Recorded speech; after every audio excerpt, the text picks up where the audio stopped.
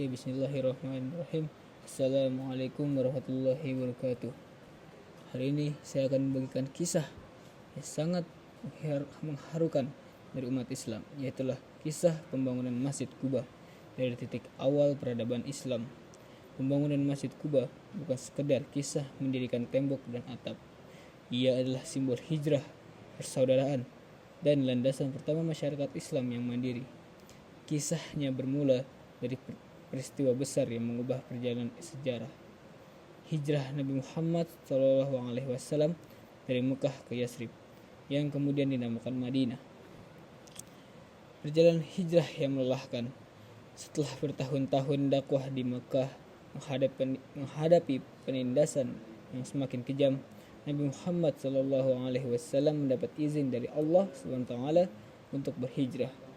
Beliau meninggalkan Mekah bersama sahabat setianya, Abu Bakar As-Siddiq, dan setelah melalui perjalanan berbahaya serta penuh strategi untuk menghindari kejaran orang-orang Quraisy, mereka akhirnya tiba di pinggiran kota Yathrib.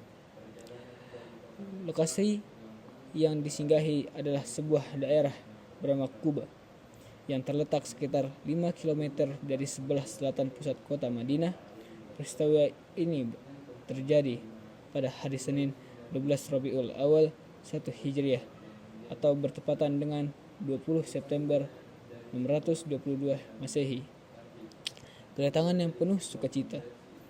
Penduduk Yathrib dari suku Aus dan Kharaj setelah mendengar kabar kedatangan Nabi, mereka telah menantinya dengan penuh kerinduan dan harapan.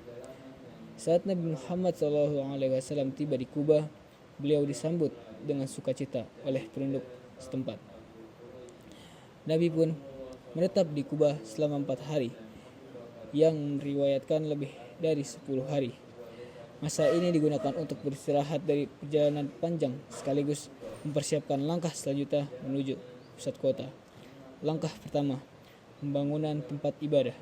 Di tengah-tengah kebahagiaan atas keselamatan dan sambutan hangat, hal pertama yang dilakukan Nabi Muhammad SAW bukanlah membangun istana, benteng, atau rumah untuk dirinya sendiri. Hal pertama yang beliau lakukan adalah membangun sebuah masjid.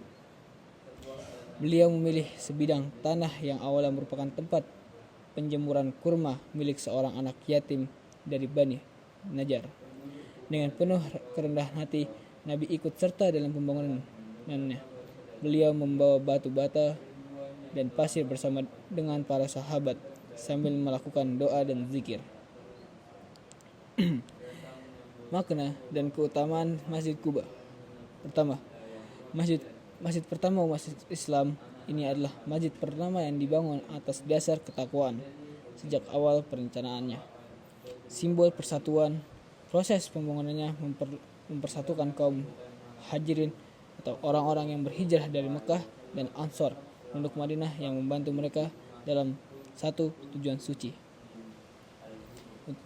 Mungkin sekian untuk kisah mengharukan dari pembangunan Masjid Quba dalam sejarah Islam.